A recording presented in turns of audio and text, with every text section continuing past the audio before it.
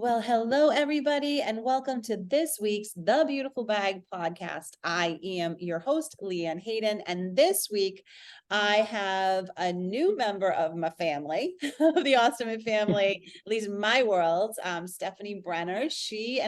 Her and I met at the Ostomy, the UOAA convention. Well, it depends on when you're listening to this. For us, it was last week, but it might be a few weeks from now. But so we met at that convention, and just her story needs to be told. And just like I always say to all you guys, your stories are very, very important. They inspire others, and she's got a great one. So Stephanie, welcome to the podcast. Thank you so much for having me, LeeAnne. Oh, you're welcome. I'm so glad that we connected. I'm so glad we connected there. So we were just chatting a little while ago, and Stephanie was filling me in on her, on her journey, how she's had 3 surgeries. And, now, I mean, with her life now is a career as a therapist with people with chronic illnesses and all the things. So I'm not going to take her thunder, but Stephanie, why don't you, tell us a little bit about, just what we just talked about, those 3 surgeries, like, from when you started in 2001 and ended with a permanent in 2018. Yes, totally. Well, I'm honored to be here. I love talking with other ostomates. I love your podcast. I love just anything that decreases stigma in the world because there's so much. So I was kind of a normally developing kiddo, didn't have any GI issues until the end of high school. And it came on with a vengeance and got diagnosed with UC within the first week. So that was nice that I got a quick diagnosis. They tried all the meds that they could throw at me. And at the time, there weren't that many options besides steroids and Remicade. And they said within that year, they were like, you need a J pouch. So we did the 3-step surgery, subtotal colectomy with the diverting loop.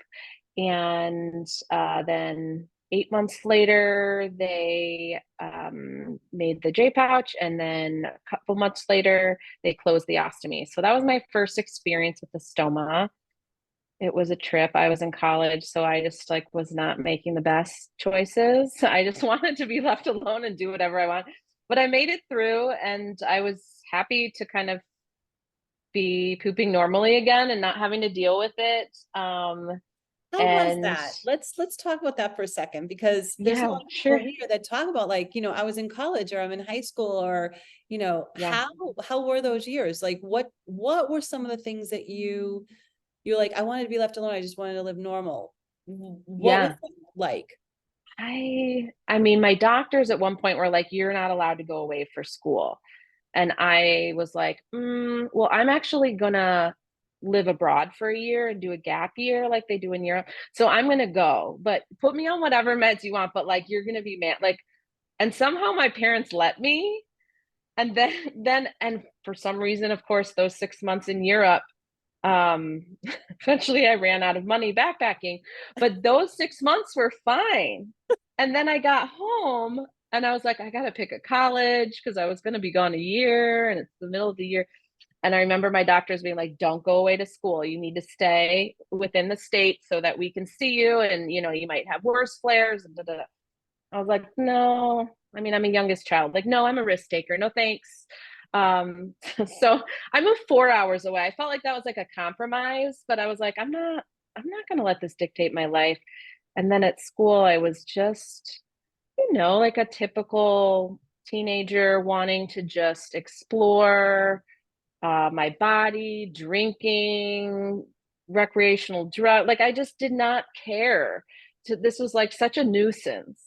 I learned to manage it well, and I luckily I had some nursing students in my sorority that I would teach them things about the human body. Like I made the best of it. I had these big prednisone cheeks, so everyone would ask me if I got my wisdom teeth out.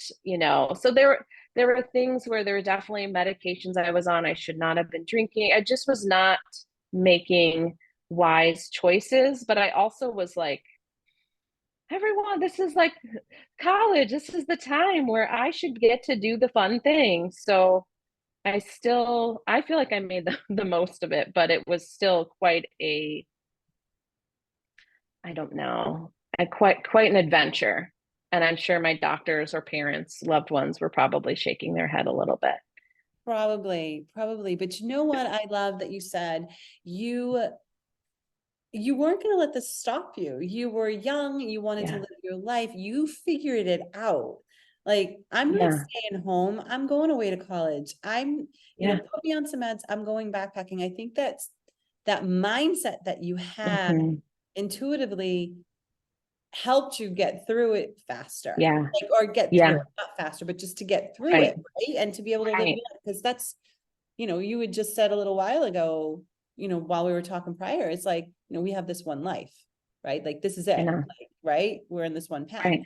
So that was that was your first experience with an The ostomy first one. college, right? Yeah.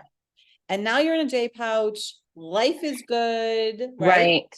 Yep. I'm kind of like starting my 20s, figuring out my career and family. And J pouch never was great. It was always giving me pouchitis and different things. But I was like, it's enough that I don't want to deal with any more meds, any more surgeries.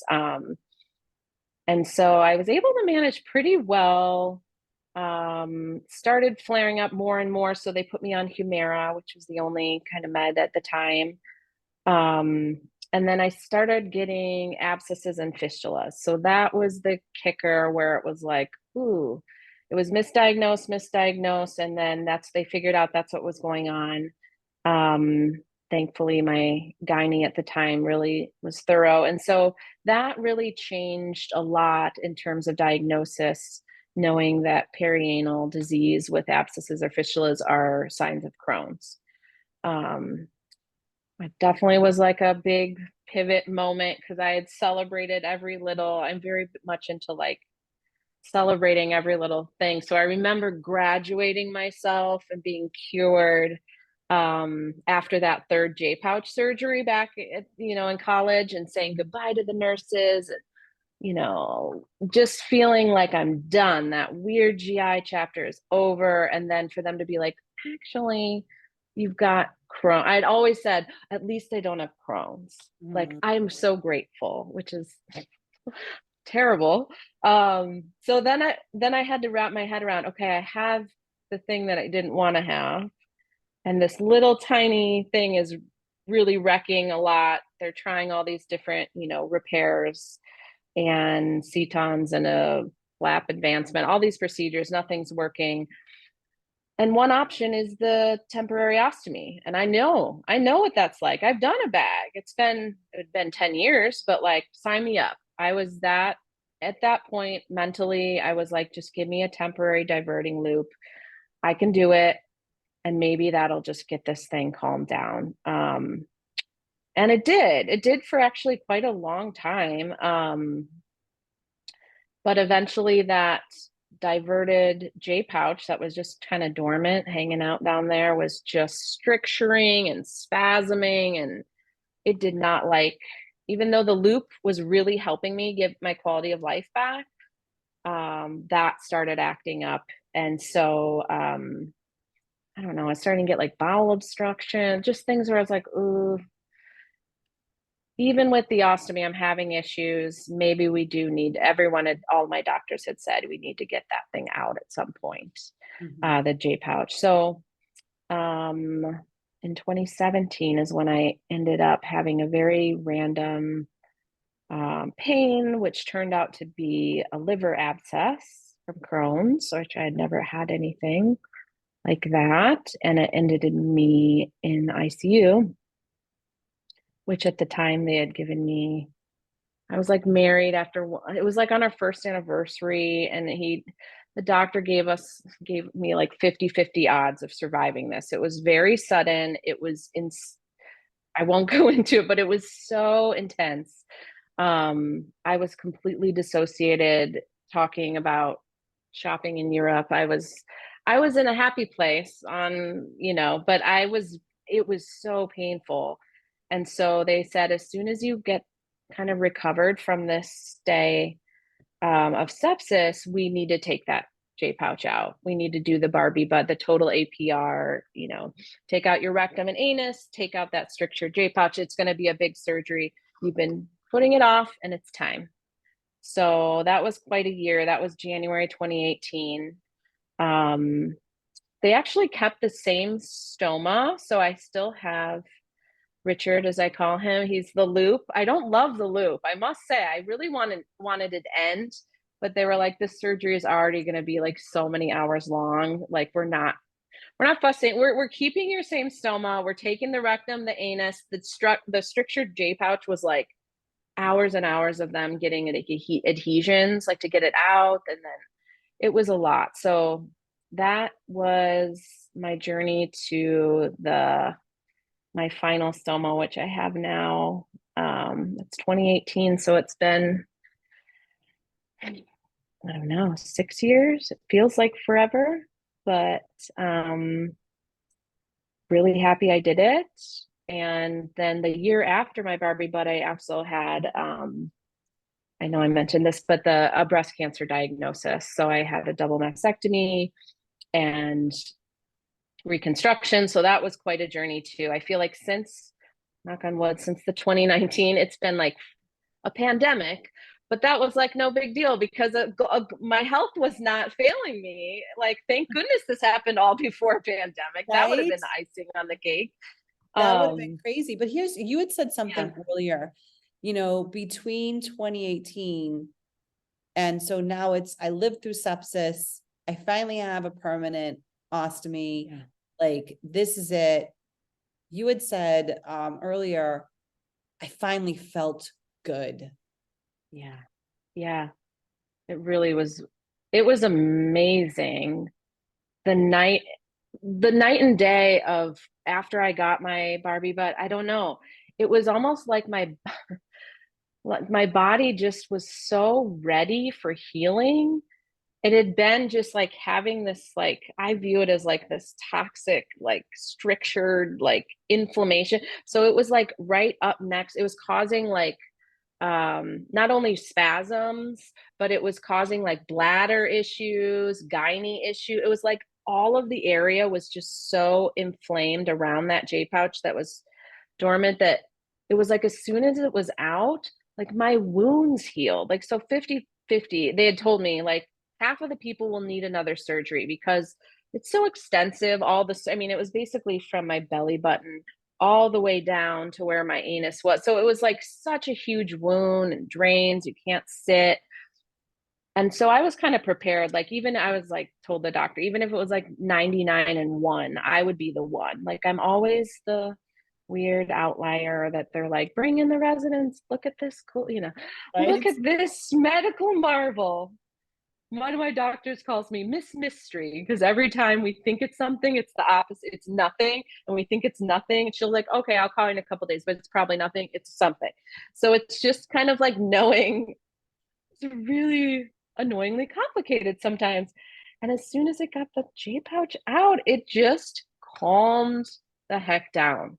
Like, my wounds healed pretty great. I didn't have to do another surgery to get it fussed with. I don't know, it just really, knock on wood, I'm not on any medication. So that feels like a huge, huge gift. For years and years, I was on Humira and I was getting every infection under the sun.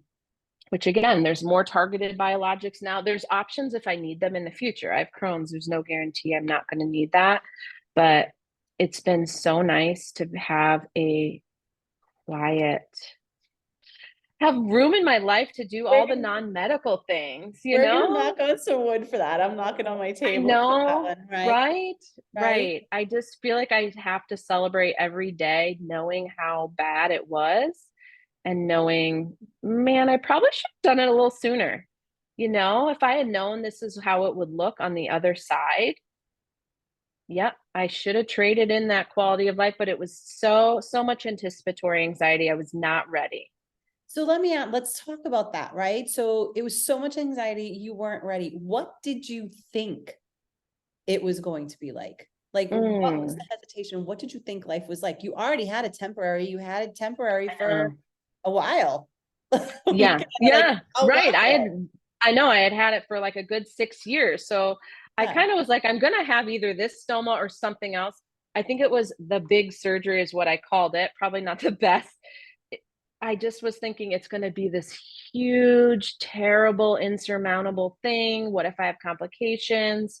And I'll just like take this quality of life. Like this stoma is good enough. Like I can just have these spasms. They're only once every that, like you start, again, bargaining with yourself in order to not have to go under the knife. Because if you've been through 3J pouch and a temperate, oh, a hospital stay. Like, I just don't have it in me right now. I can handle this. Like, you start downplaying your quality of life. So I think it was for me just the hurdle of getting through the surgery that I was like, I just don't want to do it. And oh, now I met my person. And oh, now we're engaged. Oh, now we're planning a wedding. There's never a good time to be like, I'm going to do this, commit to like taking a good, 3 months off for sepsis, another 2 for Barbie, but like it's inconvenient. And so I was just like, I'll push it off, it'll be fine. So I think I needed to talk to multiple surgeons. I mean, it was a privilege that I got to have the decision, it wasn't emergency surgery. I didn't wake up from sepsis with,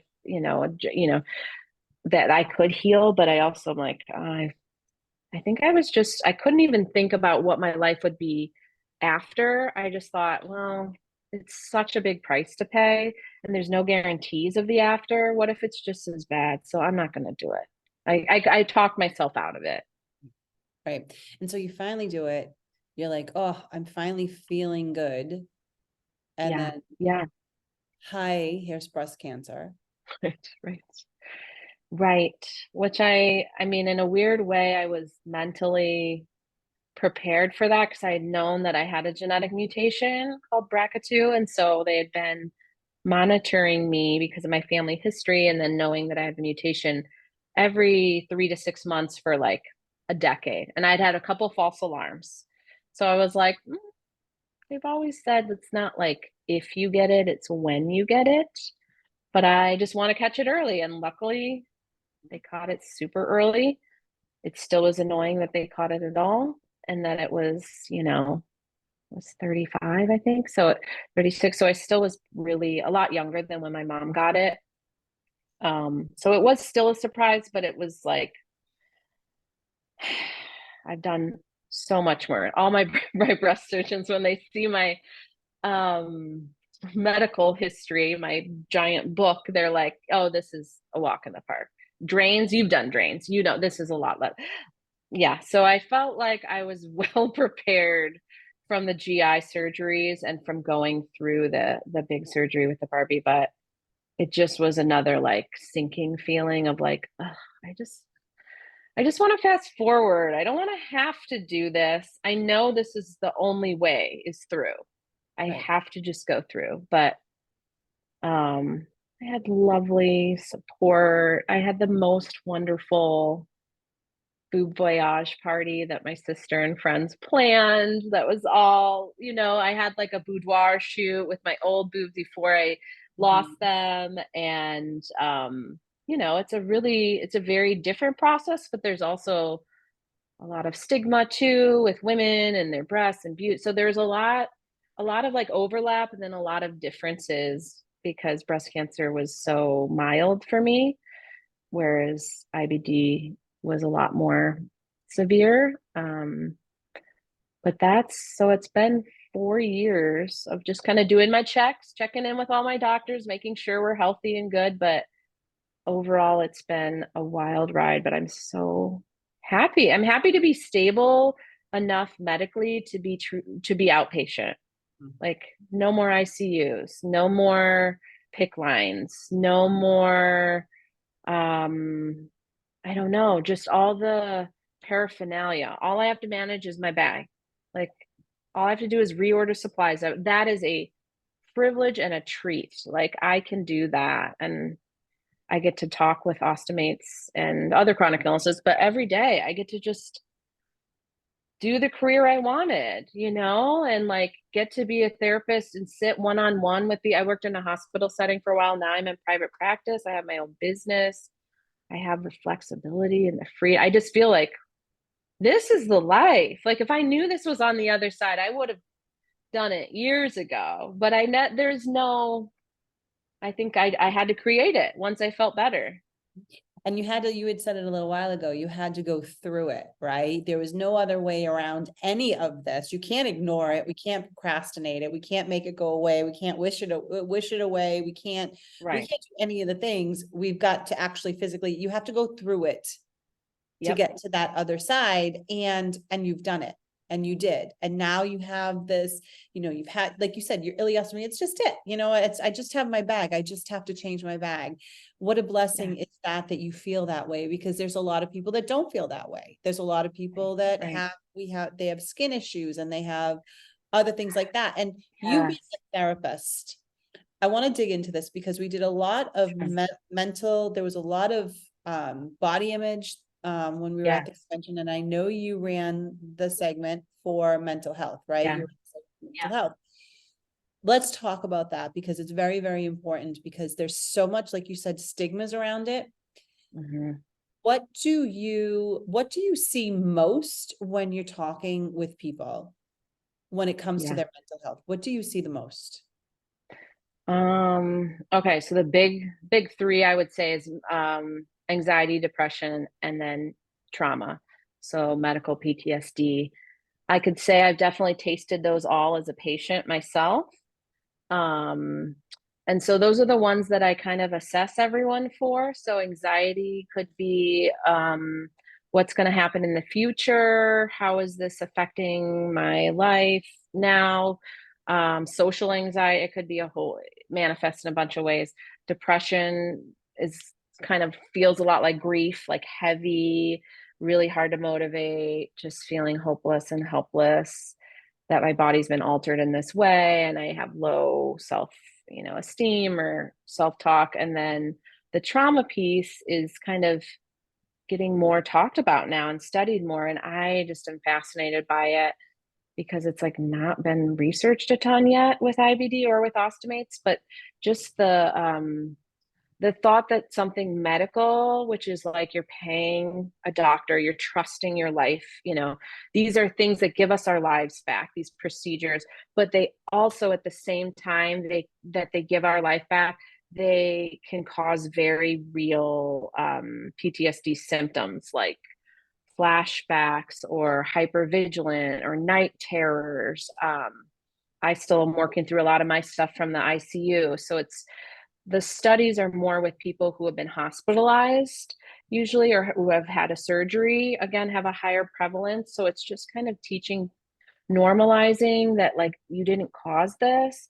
And it's kind of confusing because some people just think of trauma as like a veteran or someone maybe who was raped or something like that. So I like to normalize that like the trauma was from the doctor who actually helped heal you, but to heal you, he had to cut you open, and then you had all this. So I also like this one quote that's called like, the body cannot distinguish between the knife of an attacker and the knife of a surgeon. So it's just helping people realize that like, even though you knew cognitively, this is safe, I trust my surgeon, this is how I need to go through this, there still might be some residual like mistrust in your body or like sensations that are unwanted, and you have to still work through healing that. It doesn't just go away. You might feel, So I have I can go on and on about that topic, but those are the three that I really like to touch on. Well, we can talk about this a little more because last week or a couple of weeks ago, I had a somatic coach. I saw that. Yeah. Somatic coach who helps people connect. Right? Yeah. So she helps people connect with their mind, their body, like their body. How does your body feel? Like when I sit there and I'm talking to her from my own personal experience, like right now, I feel like I have this canister that's sitting right here, like in my upper abdomen, not even my lower, my upper abdomen. And it feels, She goes, and then she'll have you do this little like breathing exercise session. Like, what does it feel like? What does it look like? Yeah. What's it trying to Yeah. say to you? Like, where's it going? And then she has you walk through it. And I did this whole session with her. And then she's like, I was like, it's thick and brown and it's this and it's that. And she goes, I go, it's here to, it is so weird because I was doing this thing. I'm like, this is so woo-woo-y, but it's just, let me get it. Let me just say what's coming to my mind. Yeah, just let it free Like, let it association, whatever's go, inside. right? I'm like, it's feeling like it's protecting me for some reason. And I don't know why it's here and blah, right? Mm. So then she had me just do this little exercise. And then she goes, okay, how do you feel now? I go, ooh, it went to my feet. Like it Mm. like opened and went to my feet. She goes, that means it's grounding. And that's a Mm. good sign Mhm. because it Mhm. released, right? But then it grounded you. So she does Yeah. a lot of somatic work, Yeah. Yeah. especially with the body and trauma. And our body and trauma Mhm. is so, we don't think about it because we always think cognitively, right? We're always thinking with our Right. brains. We don't think our body can really Right. talk to us and it can. So now when you're working with Right. somebody that's gone through trauma, yourself included, like what are some of the practices or some of the things that I want to talk about all three, the anxiety, the depression, and the trauma. Sure. What are some of the things that you would say to somebody who's been through surgery, their body has trauma? What would you say to them to maybe to do to help To kind of shift the shift? energy. I mean, I do a lot of psychoeducation over what is trauma, kind of laying the groundwork, or normalizing. Like sometimes it just helps for patients to hear or read stories about other people who've been through it, so that they can have language of like, yes, this clicks, this something in my being resonates with this, and then helping them find ways to find safety in their body again, because it's, myself included, it's much easier to disassociate. And if you do it, you'll know. I know, and I've learned, like, in order to survive really painful, terrible things, I do it pretty frequently throughout my day still, but especially if there's a medical appointment coming up, if I have to walk in through the same hospital doors or there's beeping or the same smells. So it's learning a lot of, like, having a lot of compassion for that part of my brain that's just like, I need to dissociate. Like, I can't. So what are ways that so I always have like a fidget or some sort of like sensory thing in my Mhm. hand. But like, what are calming ways that I can work with that um, fluttery feeling, that, or that overwhelm, that panic, kind of like helping patients craft almost like a safety plan. Um, it's for like, so the next time, which I will have a flare at some point, or I will need to go in for a blood draw, what are the pieces I can control, and then what can I not? So like, maybe I choose to bring someone with me. Maybe I have on my favorite outfit that has on Crohn's awareness or ostomy. Can I have music on? Do I want to be touched? Do I not want to be touched? Do I want to have a stress ball? Like, trying some very real kind of sensory supports as they go through it. Um, the breath, the breath is like the undersold, underused tool that's with us wherever we go. And it's like insane the amount of benefit it can give us as GI patients for the brain gut connection and massage it. Like, when we take those diaphragmatic breaths, it like massages our organs, it stimulates our vagus nerve, which calms us. Like, there's so many benefits. So I really try and spend time um selling it, but just explaining why it's so important. It's not just do some belly breaths and it'll cure your Crohn. No, this is just a tool that if you can use it preventatively and also when you're in fight or flight, it is revolutionary. I mean, I also encourage people to do some sort of like joyful movement to get in their body. So some people like you are like hardcore weightlifting, like competitive. Some people want to do just like really gentle restorative yoga. The pool can be amazing if you have joint pain, and there's something about the buoyancy that just kind of helps people get in their body. dance, kind of Reiki, like just very gentle massage can be a huge healing. Again, it's trying to think of things outside the just talk therapy box. Talking does help, but sometimes I'll refer people out to like a somatic therapist or someone who specializes in EMDR, because that's, a targeted intervention with a lot of research to kind of reprocess some of those memories, and integrate them. So there's a lot of ways. I think I usually try and just start with the education of like, your body is so wise. Like it is everyone's body is just trying to keep us alive and protect us. And one of the keys that I love, I'm trying to remember who, maybe Hillary McBride, says to use your pronouns for your body. So instead of saying it, like my body, it feels bad, it feels fluttery. I go by she, her. So I say like, what does she need right now? Like, what does she want for this upcoming appointment? Is she hungry? Is she tired? Yeah, it's like a really subtle but yet profound shift of like, it's not, it isn't something it is me. What does she need? Almost treating it like a little girl. I don't know if you're familiar with parts work of like family systems. So like, what does that little scared girl with Crohn's who was diagnosed when she was 18, what does she need to hear? Like, what would she say? So really kind of like connecting into that like vulnerable piece and not running from it, and just saying like, okay, what does she need today? Can I give that to her? I'm an adult. I'm going to make priority to make sure she gets that. That's my job. Like, but I can choose also not to tune into her, which is a lot easier, but it has effects, so It does. it's kind of easier said than done. It's just kind of holding space for people to have resistance to it. Was saying, I don't want to think about that. I don't like tuning into my body. It's uncomfortable. And then I want to dissociate. Okay. But there's no judgment. Again, it's all survival. It's okay.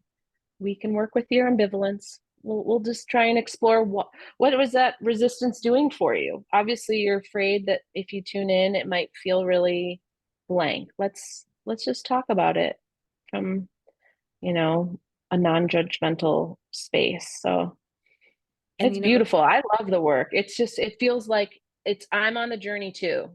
I mean, I would believe anyone as a human trying to love their bodies in the society we live in, anyone's on the journey, but the chronic illness body is extra hard to love sometimes, especially in the flares, especially in uncomfortable physical sensations. So it's just like, yeah, we're all just walking each other home, trying to figure it out, trying to reconnect ourselves. Join the club. It's messy. Now, would you say the same thing? And I mean, you said so much, like, so for the trauma in the body, it was a lot of movement. Whatever it was, Yeah. it was movement. It was the dance. Movement and like sensory. And Yeah. sensory, Yeah. So like right? some sort of like, do I want to put my hand on my heart while I breathe, or my head or my stomach or wherever it's pain? Do I want a heating pad behind me? Do I want ice? Do I want something crunchy? Do I want to push against a wall because I have a lot of feelings? Or do I want like a nice weighted blanket and it feels, so trying to give patients, like I have this big long list of all these different options.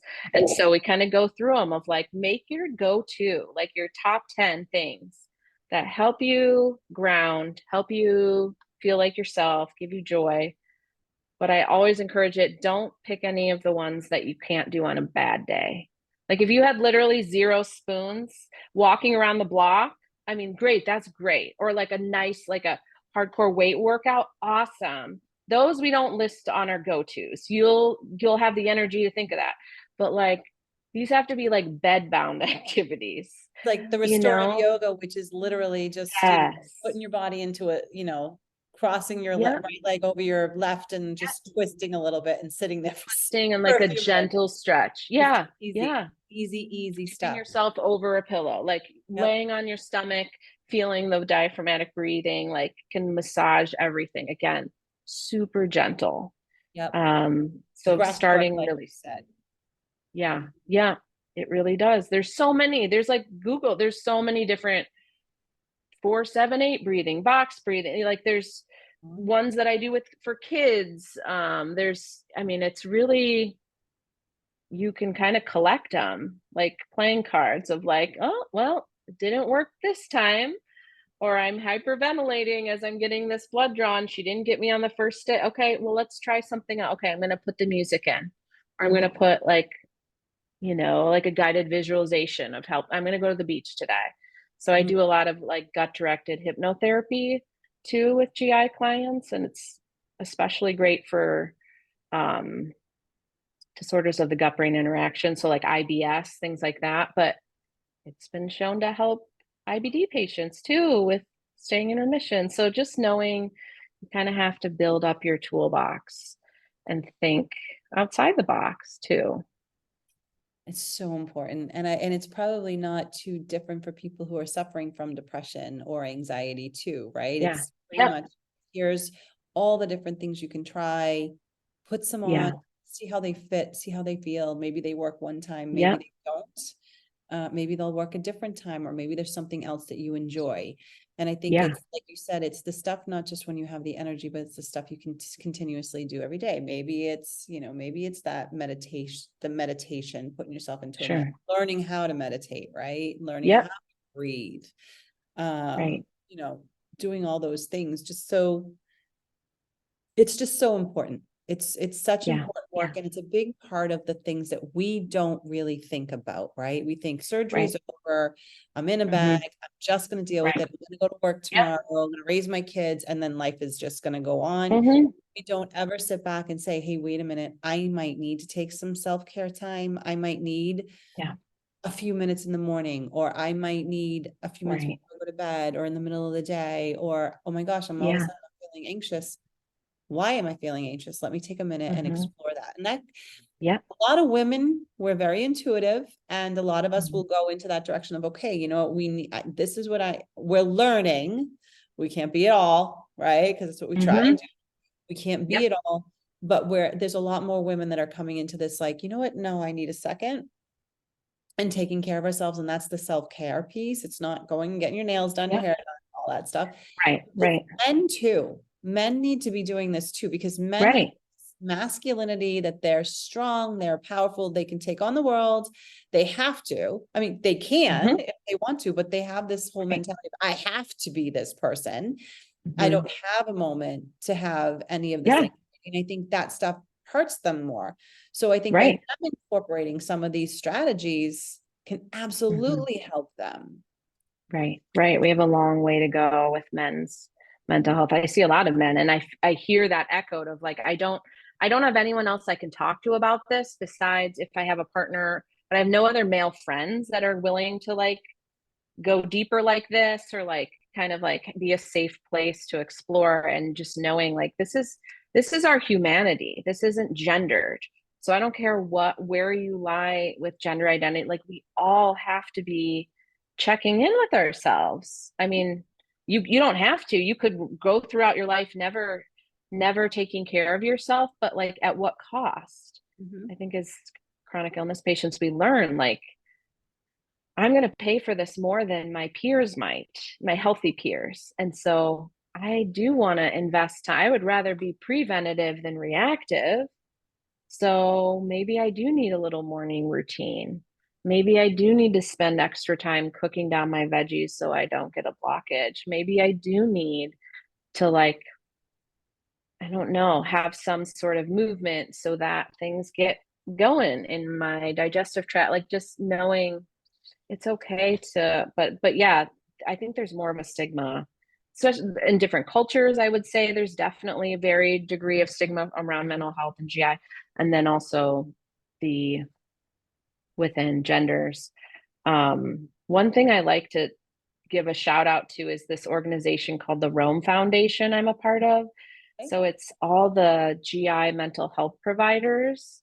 We do trainings through them, and it's a global organization. And they have a directory of professionals. So everyone there is trained to work with patients with GI conditions. I realize not all ostomates, some are bladder conditions, but there's a strong health psychology component, and it's phenomenal. So you can go on their website. It's called romegipsych.org.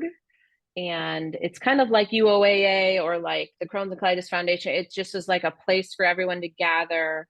And then if you were needing to find somebody who's licensed wherever you live, like if you're like, hey, I kind of want to get some support, I think I might have some of this PTSD stuff or whatever, just knowing that it's a new and growing field. There's not enough therapists to go around, which is a bummer. But we're working on it, and we're trying to train up more people. And it's something that's really, really common for GI disorders, because a lot of the inflammation in our gut affects our brain. And so knowing that, dopamine and serotonin, they're made in our gut. And guess what? If I have a bunch of my gut removed or inflamed, like there's going to be some very real brain chemistry deficits. So I like to also tell people, like, you're not destined, if you have an ostomy or a GI condition, to have some anxiety or depression, but you're at a much higher risk, kind of like the BRCA gene. Like you need to be looking for it and kind of trying to mitigate it with some sort of self-care, with some sort of, some people do therapy, some people do medication, some people just try healthy habits. Just knowing that it's an option that's out there. A lot of teaching hospitals are starting to kind of embed mental health into the GI health, which is, that's the gold standard. To be like, I could see my surgeon, but also the dietitian that just knows ostomies and GI, and then the mental health provider, and then the wound ostomy nurse. Like that's what we want for everyone. I know. That's like what I want for everyone. That's like when I tasted that as a patient, I was like, I basically told my provider, because I was not in the field yet, I was a teacher, and I was like, I want what you have. Like, I want your job. Like, you just get to meet with GI patients all day. This is fun. This is so cool. I didn't even know this was a thing. I'm so glad my doctor mentioned it to me. And so through that, because you feel so much more supported, like you can, that's what I want for everyone in the world. If you have to go through one of these terrible illnesses or a surgery that is life altering, you should have that built in. That is the whole person approach. And that's kind of, I always like to say, if you don't have that, bug your doctor and be like, hire someone, get a more integrated team, look at me as a whole person. And if they won't hire them, there's probably someone like me in private practice that you can see too. And just piece it together until they get with it. But until they get the wave of the future. Come on, doctors. We need it. We need to put money. It's the whole holistic human being, right? It's like some of these doctors, my PCP now out of New York. I don't see her enough because I just, I'm like, I just don't, right? I see her once a year for a physical, whatever, which is good, knock on wood, right? I see my specialist more than her. But then she was like, well, I'm going into this different practice where you need to pay me $2,000 a year just for me to see you, because I want to see less patients so that I can spend more time with my patients. I know. So that like way a concierge, all that stuff. So she's doing the whole concierge thing, which is becoming huge in practice now. Mind you, she was that much because she was in Tribeca. She was in Manhattan. There was that. But there's a lot of doctors that are starting to do that because, one, they don't make a lot of money. I know people think doctors make a lot of money. They don't, right? The insurance companies, and the insurance companies basically control how much they make. However, so they need to do these things. And I think that by them doing concierge, we're going to be able to find more doctors that are going to actually start putting that together, like you're saying. Yeah. Right. Yeah. But I love that you said, Rome GI Psych. Yeah. Rome is like the city of Rome in Italy, ROMEGI, and then psych is like psychology, PSYCH.org. PSY. I should have spelled that out. That's totally fine. So what I'm going to do is for all you guys listening too, I will definitely put the link to that in the show notes as well, so that you can, if you need some help, that you're going through some things, or you want to even explore like maybe this is trauma, maybe my body isn't trauma, maybe I do need a little more help in certain areas. You get at least to have a place to go to actually explore and try and find somebody in your area that can help you with that stuff. Stephanie, you have been amazing. Your story is phenomenal, but just Thanks. all the help that you have said, all the advice that you have just given everybody, especially when it comes to mental health, because mental health is everything, right? It is our gut and our mind, and the more stuff that they're learning about it, you know, being in the holistic world, wellness world myself, it's like your gut has to be healthy. And if we don't have a gut, what do we have? Right. So how do we make it all work? If you were to leave the listeners, and I always ask everybody this, if you were to leave them with one thing, what would that one thing be? I would say, I know this sounds ironic, but I would say trust your gut. Many of us have very medically altered guts, but trust, I also call it like your intuition or your knowing. Trust your knowing. First, you have to slow down enough to tune in and check in with yourself. Like, even thinking like, would I need support, mental health support, even though I'm so far past surgery? Or do I want to work on that? Or just tuning into your body, like all of that requires slowing down and then trusting that like you are the only one who has to live in this body, and trust that it's enough. Speak up, advocate, say something to your doctors, say something to your loved ones. But I think sometimes we, out of survival, we minimize and don't trust, or, we get brushed aside by a provider. They don't have enough time. So I'd just say, trust your knowing, speak up. I love that. Advocate for yourself. Just listen to your gut. Listen to your gut. It tells you. Your body will tell It you. does. It does. It's a wise body. It's crazy. Yeah. Yeah. She knows things that you don't know. So you need to listen to her and see, what does she have to say to you today? Is there something she needs? Yeah. Exactly. Well, Stephanie, thank you again so much for being here with us this week. I truly, truly appreciate having you on the show. You're welcome.